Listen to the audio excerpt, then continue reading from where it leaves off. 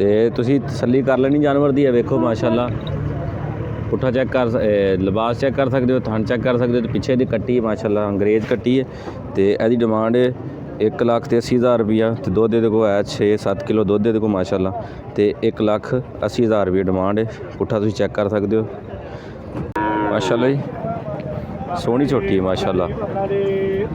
वेखो सोहनी झोटी माशाअल्लाह जी।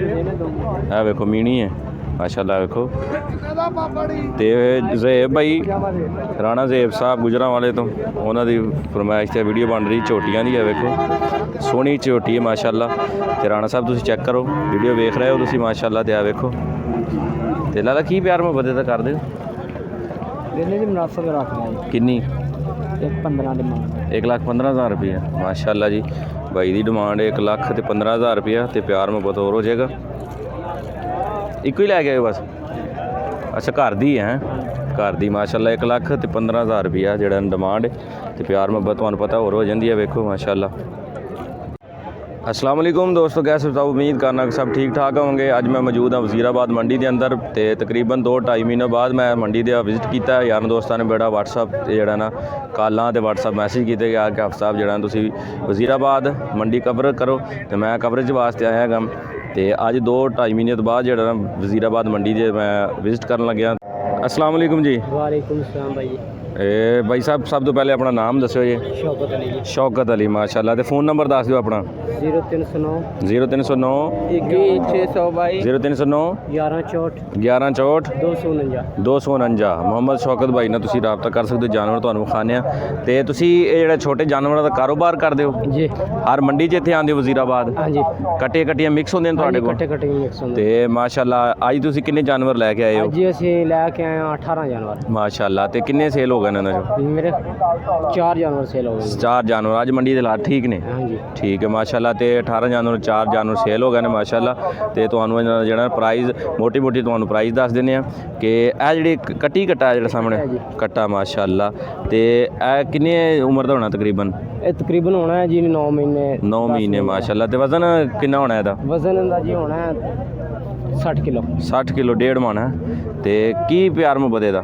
इहदा जी प्यार मुहब्बत है 37 जी 37,000 रुपया माशाअल्लाह। तो प्यार मुहब्बत और भी हो जाएगा मजीद जड़ा है ना। तो तोल के तोल के हिसाब नाल भी देंदे हो कि नहीं? हाँ जी तोल के हिसाब देंगे। तोल का की हिसाब है तुहाडा? तोल का साढ़ा हिसाब जी 275 रुपये 275 रुपये माशाअल्लाह जी। 275 रुपये रेट है। तो कट्टी का की रेट है? कट्टी का 310 रुपये कट्टी का 310 रुपये। तो कट्टे का 275 रुपये माशाअल्लाह जी। तुसी आओ माड़ा जी मेरे नाल ते थोड़े दस्सिओ जी।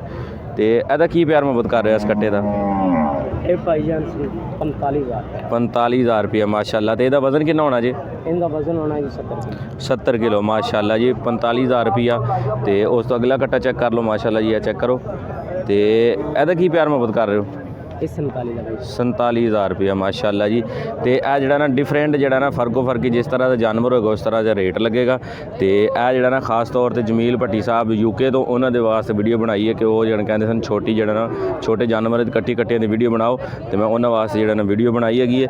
तो उन्होंने खुश किया है कि यार जोड़ा ना बाहर बह के भी सानू सपोर्ट करते हैं, बाहर बह के भी सानू जोड़ा ना याद रखते हैं। तो उन्होंने वास्ते मैं वीडियो बना दी कि कट्टियां कट्टे जोड़े अगर कि कट्टी लैनी है तो 310 रुपये किलो के हिसाब नाल, और अगर कट्टा लेना है तो 275 रुपये के हिसाब नाल किलो के हिसाब नाल तुहानू मिलेगा। तो व्हाट्सएप इन्हां दा नंबर चल रहा है, तुसीं इन्हां नाल राबता कर सकते हो शौकत भाई नाल। तो मैनू दिओ इजाज़त, अपना बहुत सारा ख्याल रखिया जी। अल्लाह हाफिज़।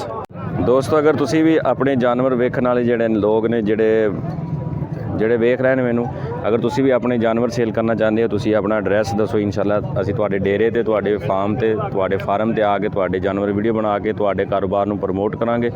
तो व्हाट्सएप नंबर चल रहा है, तुसीं सिर्फ व्हाट्सएप कॉल करो तो असीं इंशाअल्लाह तुहाडे कारोबार नूं प्रमोट करांगे।